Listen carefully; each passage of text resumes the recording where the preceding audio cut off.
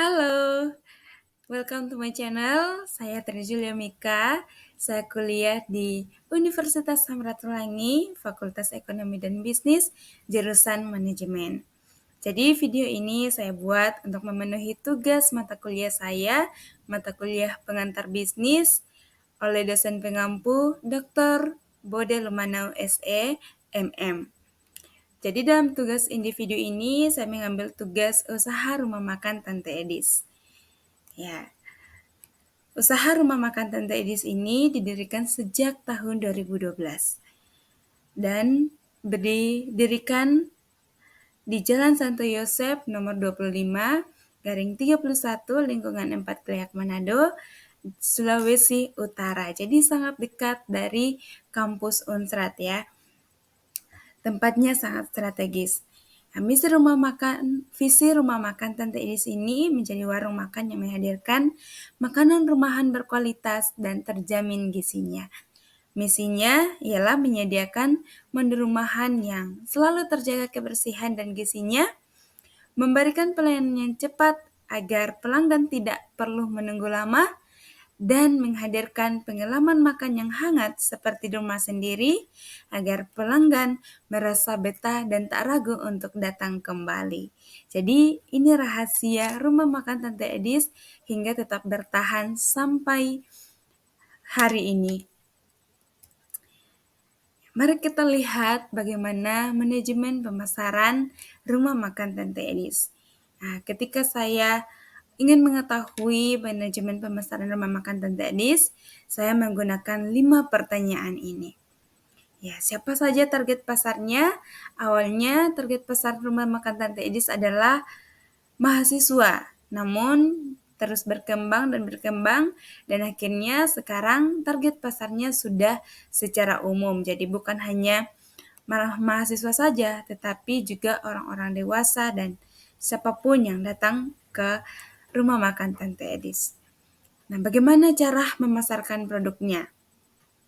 Hal dasar yang dilakukan rumah makan Tante Edis dalam memasarkan produknya ialah dengan murah senyum, ramah, menjaga kualitas makanan, dan juga mempostingnya di media sosial. Dan itu menambah pelanggan rumah makan Tante Edis, terutama ketika saat pandemi.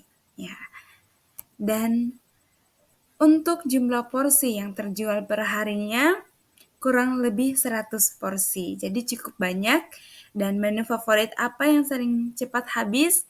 Di sini menu favorit yang paling cepat habis di rumah makan Tante Edis ialah cakalang suwir dan ayam geprek. Jadi memang pilihan minahasa sekali ya. Nah, dan pertanyaan terakhir, apakah tempat penjualan sudah strategis sesuai dengan target pasarnya? Nah, jadi tempatnya ini sudah sangat strategis karena sangat dekat dengan kediaman mahasiswa, sangat banyak kos yang ada di sekitar sini yang tinggal di dekat rumah makan Tante Edis dan juga orang-orang di sekitarnya cukup konsumsif jadi sangat strategis untuk rumah makan Tante Edis. Selanjutnya, manajemen keuangan. Bagaimana manajemen keuangan rumah makan Tante Edis? Di sini juga saya menggunakan 5 pertanyaan. Pertama, berapa modal awal yang dibutuhkan untuk membuka usaha ini? Jadi, modal awal membuka usaha rumah makan Tante Edis ini tidak banyak, hanya menggunakan modal awal 700 hingga 800 ribu. Dan sekarang sudah mencapai 1 juta lebih ya untuk modalnya.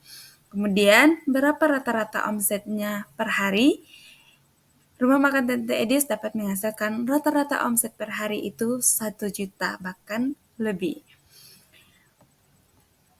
Lalu apakah ada kenaikan atau penurunan omset pada waktu-waktu tertentu?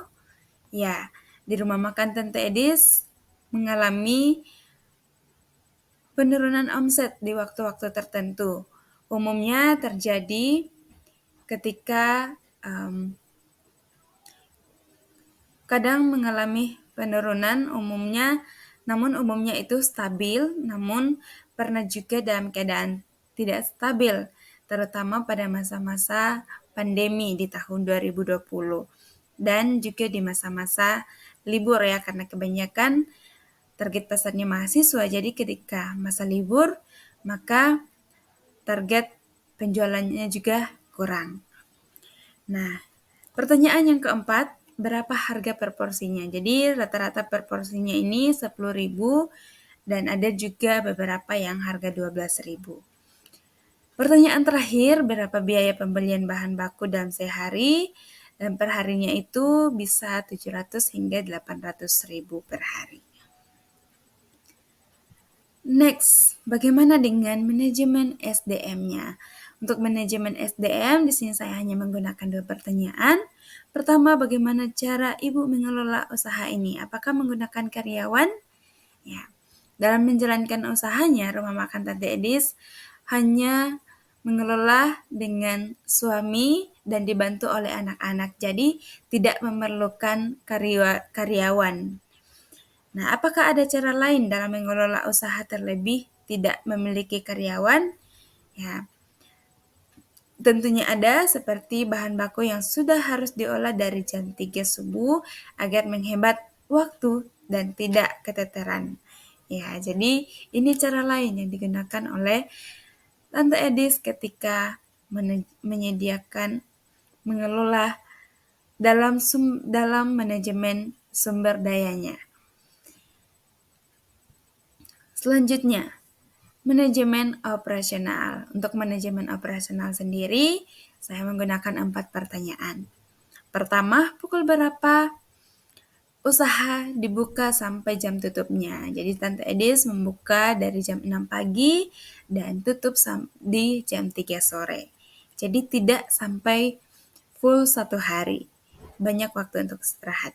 Nah, kemudian pertanyaan yang kedua, dari mana bahan baku diperoleh? Bahan bakunya ini diperoleh dari pasar Karombasan, jadi cukup dekat, hanya butuh 500 meter, sekitaran 500 meter dari kediaman Tante Edis atau sekaligus tempat usaha Tante Edis.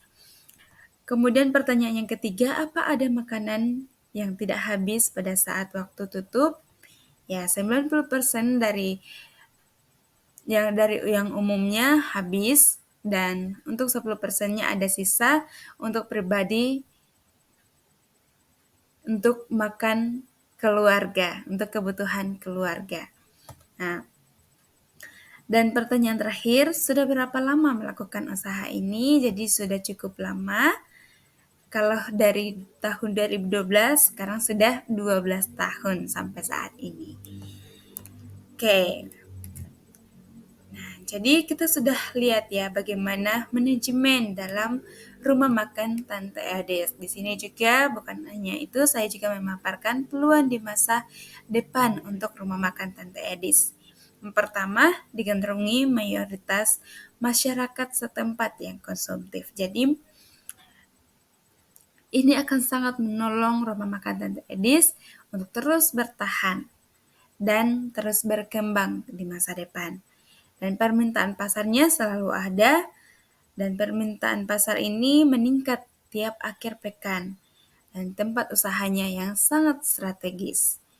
Jadi, akan sangat menolong dalam terus mempertahankan usahanya, bahkan mengembangkan usahanya.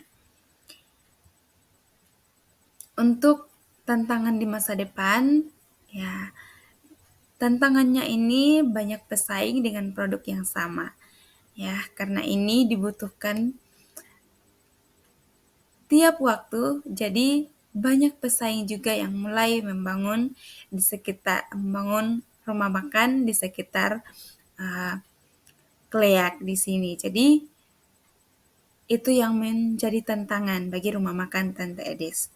Kemudian yang kedua, ekonomi yang tidak stabil seperti sekarang ini, bahan baku menjadi naik. Jadi itu menjadi salah satu tantangan bagi rumah makan Tante Edis sebagai pengusaha dalam usaha kuliner. Kemudian tantangan yang ketiga, harga bahan baku dapat naik sewaktu-waktu ya, seperti saat ini. Kemudian wilayah bisnis dipenuhi mahasiswa sehingga ada penurunan signifikan pada masa liburan. Ya, dari pemaparan rumah makan Tante Edis ini dapat disimpulkan, rumah makan Tante Edis didapatkan kesimpulan, rumah makan Tante Edis didirikan sejak tahun 2012 yang merupakan rumah makan yang menyediakan makanan rumahan yang berkualitas. Dan manajemen pemasaran rumah makan Tante Edis sangat baik karena berada di tempat yang strategis, yang mudah dijangkau oleh target pasarnya, dan manajemen keuangannya sangat baik dan bisa mengalami peningkatan penjualan, dan secara SDM juga tidak kesulitan dan tidak menambah beban biaya, dan secara operasional menjalankan usaha ini juga cukup mudah karena pasar sumber bahan bakunya sangat dekat dengan tempat usahanya. Nah, yang terakhir saya menunjukkan untuk dokumentasi wawancara dengan Tante Edis, dan sekian presentasi dari saya. Semoga bermanfaat dan menolong teman-teman lain juga dalam studi, dalam tugas-tugas perkuliahan. Terima kasih, sampai jumpa lagi.